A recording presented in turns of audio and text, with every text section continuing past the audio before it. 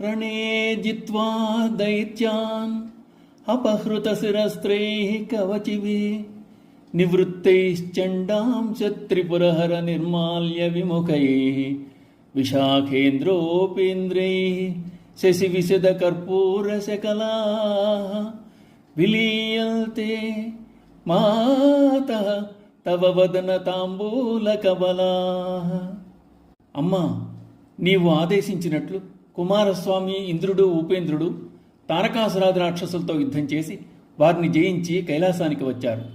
శివదర్శనం చేసుకుని వచ్చి వినయసూచకంగా నీ వద్ద నిలబడి వారు ధరించిన శిరస్త్రాణాలను తీసివేశారు. అలసటతో ఆకలితో ఉన్నవారు అంతకుముందు శివదర్శనం చేసుకున్న శివప్రసాదం మీద చండీశ్వరునికి హక్కు ఉంది కనుక శివనైర్మల్యాన్ని తీసుకోలేరు. నీవు వారిపై వాత్సల్యంతో ఇచ్చిన చంద్రుని వలె తెల్లనైన పచ్చకర్పూర పలుకులతో నిండిన తాంబూలపు కబళాన్ని వారు ప్రీతితో ఆరగించారు. అమ్మవారి పెదవులు, జిహ్వాగ్రము, అమ్మవారి మధురమైన నవ్వును వర్ణిస్తున్న శంకరాచార్యుల వారు ప్రస్తుత శ్లోకంలో అమ్మ యొక్క వదన తాంబూలం యొక్క విశిష్టతను వివరిస్తున్నారు.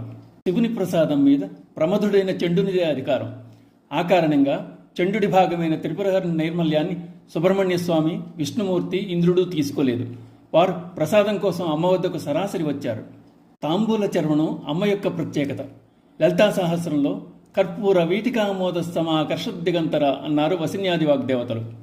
కర్పూర వీటికా శోభ కల్లోలిత కకుత్కట అన్నారు త్రిశతిలో.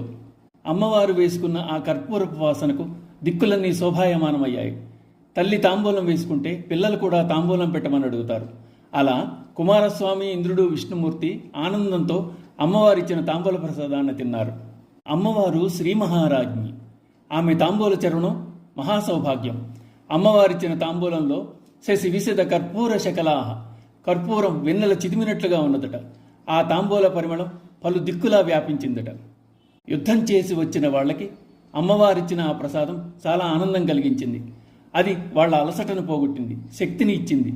అమ్మవారు ఇచ్చిన తాంబూల కపలం బిడ్డలపై ఆమెకు ఉన్న వాత్సల్యాన్ని విశదపరిచింది. శ్రీమాత అయిన అమ్మవారు అభిమానంతో, ప్రేమతో ఇచ్చిన తాంబూలాన్ని వేసుకున్న కుమారస్వామి తదితరులు ఆ తాంబూలాన్ని తిని జీర్ణం చేసుకున్నారు. కుమారస్వామికే కాదు, ఇంద్ర, ఉపేంద్రులకు కూడా ఆ అదృష్టం లభించింది. అది విశేషం. అమ్మవారిని సేవించిన వారికి ఫలితం శీఘ్రంగా ఉంటుంది. ఆమె క్షిప్రప్రసాదిని. కామాక్షి అమ్మవారిచే అనుగ్రహింపబడిన తాంబూలం చేత మూగవాడు మూకకవిగా మారాడు. 500 శ్లోకాలు చెప్పాడు. ఆ విధంగా ఈ శ్లోకంలో అమ్మవారి తాంబూలపూరిత వదన సౌందర్యాన్ని వర్ణించారు శంకరాచార్యుల వారు. శ్లోక పారాయణ వల్ల సర్వస్వ విజయం సిద్ధిస్తుందని చెప్పబడుతోంది. శ్రీ మాత్రే నమః.